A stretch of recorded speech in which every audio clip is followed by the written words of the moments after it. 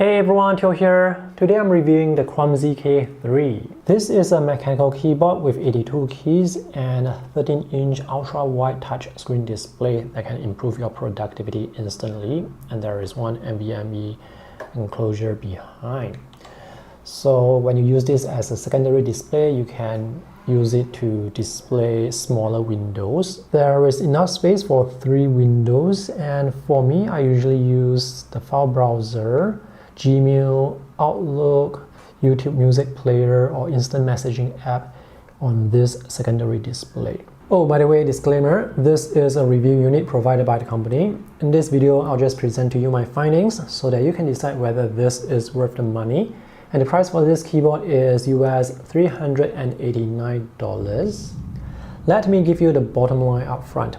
I have reviewed the Kwumsy K1 keyboard before, and this is a significant upgrade over the previous model because now you can actually tilt the display so that you can look at the display from the front. So this is a huge upgrade, and it's using a mechanical keyboard. The typing experience is excellent. Dual display setup is always useful, so this will definitely improve your productivity instantly. Having a top-down display setup like this is great because you can see everything without having to tilt your head or look left and right as compared to having a dual display setup that is by the side.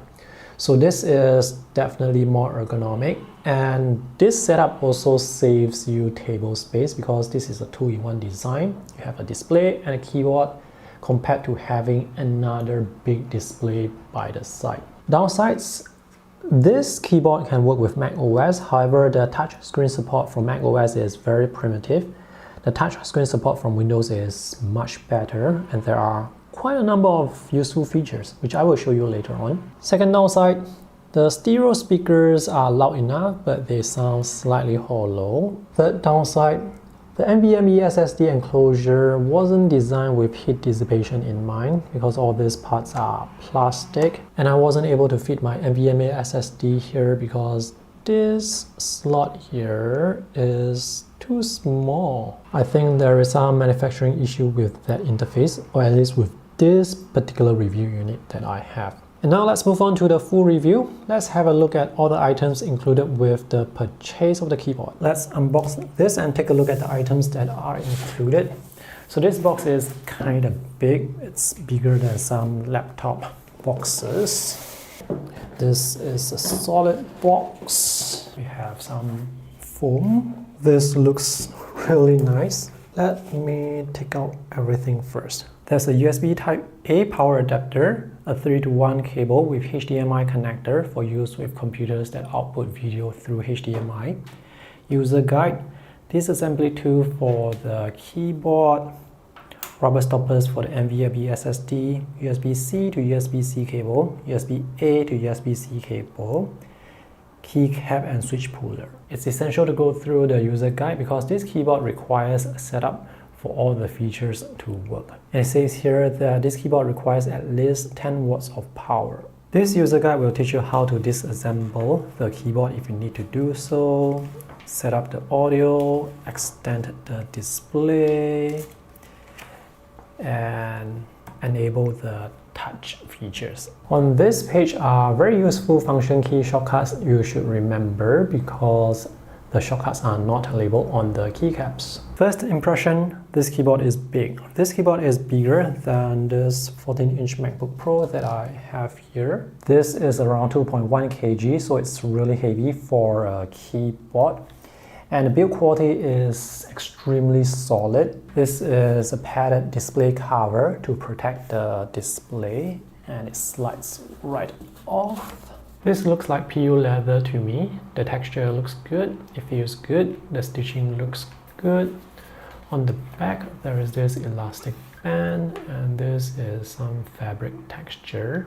This is a hard surface. It says here on this protective film that you should not squeeze the display, do not pierce the display. And here, that's the button you should press before you push the display down. Do not push the display down without using the release button. So this release button will lock the display at 2 angles. This is the upright angle, and this is the other angle. If you want to use other angles, you can do so. The hinge is, I would say, stiff enough, but other angles will not be locked. Let's remove the protective film. Wow, this is very glossy. See how glossy it is? This is thicker than laptop displays, but it's still quite thin. These 2 holes are for the speakers, and there are 2 more holes on the other side for stereo audio. Let's have a look at the back. So this is matte textured with some pattern, and that's the SSD enclosure. This is made with plastic, so I'm not sure how effective heat dissipation will be. From what I can see, this SSD interface supports M key and B plus M key. However, I wasn't able to fit my SSD into the slot because this part here is slightly longer compared to the space that's provided. So the manufacturing could be imperfect, or I'm just using the wrong SSD, but I don't think so. Most of the keyboard is made with plastic except for this backplate here, which is metal and it's matte textured. There are 2 small rubber feet here and 1 big piece here, and these 2 are foldable feet. The downside is there's no rubber at the end of the feet, and there's no rubber here as well, so you will have to rely on the 2 rubber feet in front for grip. Let's look at the ports behind. Now these ports are actually recessed beneath this layer, so the SD card and micro SD card slots are difficult to reach. I definitely will not be using the card reader. The company should have placed the SD card reader by the side of the keyboard. That's the USB-C port that connects to the computer, and this is the USB-C port that connects to power. There are 2 USB Type-A ports with USB 3 transfer speeds, and this is the OSD button and toggle. Let's connect this keyboard to my computer using the USB-C to USB-C cable. There's even a little sticker here that tells you to use the L-shaped connector to connect to this keyboard. By the way, there are 2 cable holders here. So if I connect this cable to this port here, it's going to block the SD and micro SD card slots, which I'm not going to use anyway, so it doesn't really matter. If I connect it the other way, it's going to block the USB power port. So it's not possible for me to put this cable into this holder, so I have to turn it like this so that the cable goes out this way. Now if the cable is too short for you, then you don't have to do it this way. Next, I will connect the USB-C here and this USB-A to the power adapter. So I've just connected the keyboard to this laptop, and this is not an ideal setup because this keyboard is meant to be used below a display. It's not meant to be used in this side-by-side setup. Even if I place the laptop on a stand, which I'm going to do so right now, and move the keyboard in front here, it's still not ideal because you can see there's this huge gap between this display and this display. This, I would say, is the typical setup for use with the keyboard. There is the main display, and this is the secondary display, and you can connect this to your computer, to your desktop, or to your laptop. So right now I have this laptop connected to the keyboard using USB-C to USB-C video connection, and you can get video, and the touch screen also works. If you have to use this keyboard with HDMI connection to your computer, you have to use the 3-to-1 cable that's provided. So for that cable, USB-C will connect to the keyboard, HDMI will connect to the computer. There is one USB-A that you have to connect to the computer so that the touch screen can work, and the other USB-A you have to connect to power so that you can power the display. But if you use USB-C to USB-C video connection, you can get video, data, and power, so having one single cable connection is just better. Let's see what you can do with the driver. So this is where you can customize the function key shortcuts if you don't want to use the default ones that were pre-programmed. So just select the function key and you can choose between inputting your keyboard shortcut, have a macro assigned to the function key, have media controls, or use your function key for mouse actions. Under lighting, this is where you can choose between the different lighting effects and also control the speed and the brightness of those lighting effects. Under macro, this is where you can create your own sets of macros, and that's pretty much it for the functionality customization of the keyboard. This top-down setup is fantastic because you can see everything without having to tilt your head up and down.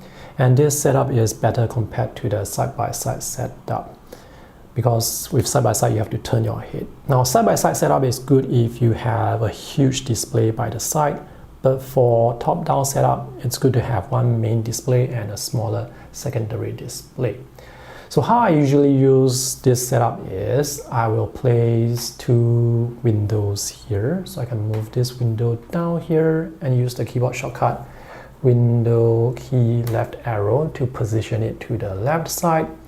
And I can have another window here, or I can play some music here. Let me just move the YouTube music player down here so that I can fit it to this area here. Or if you are playing games here, you can put the game guide here.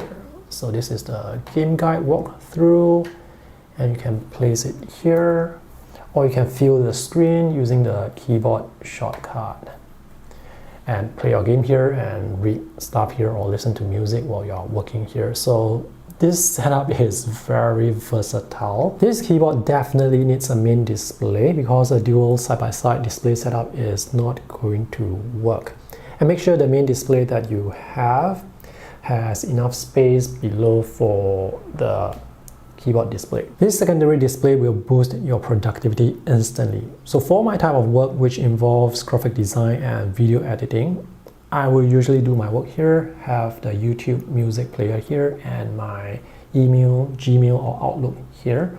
Or I can have Gmail and Outlook here side by side. So whenever there are emails that come in, I can see the email straight away. I will not be able to miss any emails. So that's usually how I work with a dual display setup. To get the touchscreen display to work with Windows, you have to go to Control Panel, do a search for Touch, and under Tablet PC Settings, select Setup, select Touch Input.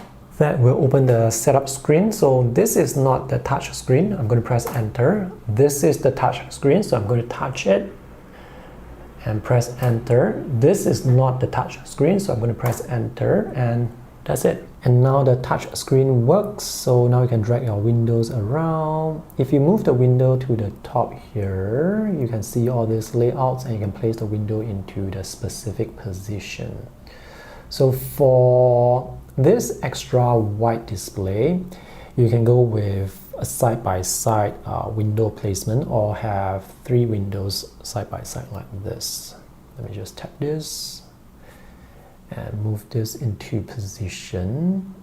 This will go to the center and this will go to the right side.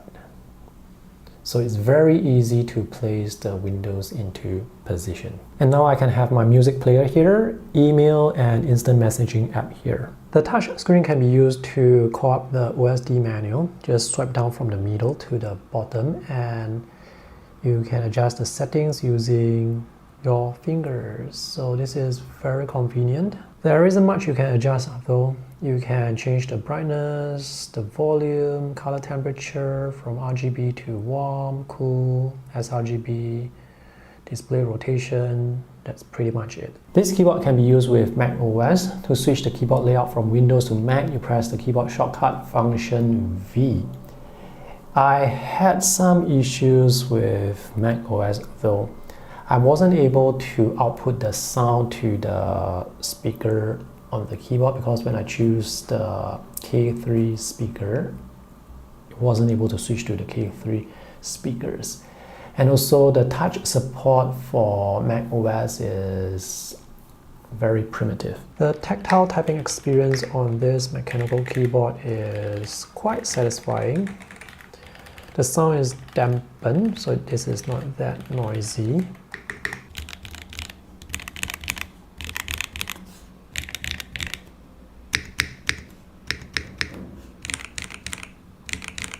The keyboard has beautiful backlight effects and you can choose from different effects. There are more than 20 lighting effects to choose from and you can choose them from the driver or use the function key shortcuts to switch between different lighting effects. Alright, to conclude, the Kwumsy K3 keyboard is a productivity tool. This display is not a gimmick. This display is actually very useful.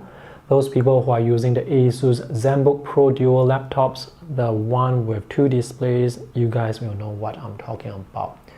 So this is definitely going to instantly improve your productivity. As to whether it's worth $389, well, you can decide. Let me know in the comment section below what you think of this keyboard, and if you are interested to buy this, you can check out the purchase links that I have for you in the video description. Thanks for watching. See you guys again. Bye.